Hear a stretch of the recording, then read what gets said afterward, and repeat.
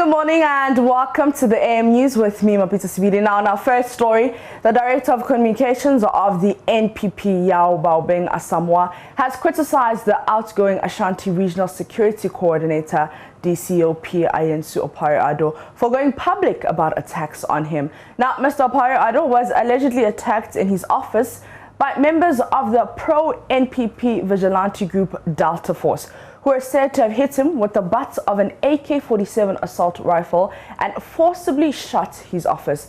But at a news conference in Accra yesterday, Baobeng Asamoah said Mr. Opare Addo was embarrassing the party and the state. Since the passage of the Vigilantism Act, there is nothing like Delta Force in our system. It's been disbanded. Whoever had control of it has disbanded it, and it doesn't exist.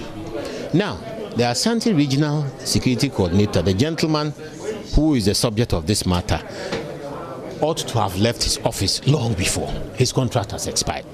He hasn't responded to any of the entreaties from his headquarters to move on.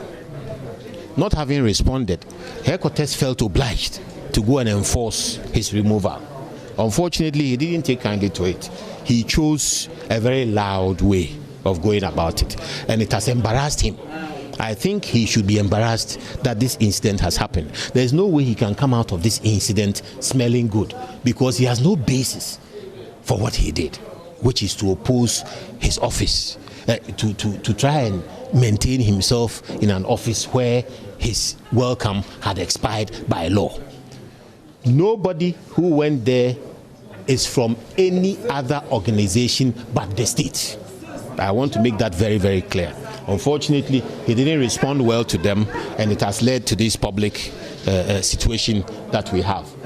It's unfortunate, but the embarrassment belongs to him. The embarrassment doesn't belong to the state. The embarrassment belongs to him because he chose to make a spectacle of himself when he ought to have left office at the right time. But the approach, people have criticized the approach. Couldn't there be a better approach? I like democratic growth. What is democratic growth? We learn from all that happens. Here is somebody who officially has received letters, officially has had correspondence, verbal as well, to leave office, and has refused flatly. Here is somebody who ought perhaps, if he was not satisfied, to have come to his headquarters to inquire, or to wherever he felt he drew his strength from, to inquire about his status. He didn't. Now here is that same person who is in office and has resisted all formal means of getting rid of, to the point where now the state has to use minimum force. You know, the state is empowered to use minimum force to enforce the law. The state has to use minimum force to enforce the law. The state comes into your office and you are the first one to react. You were not polite to the state, and then you turn around and say the state was impolite to you.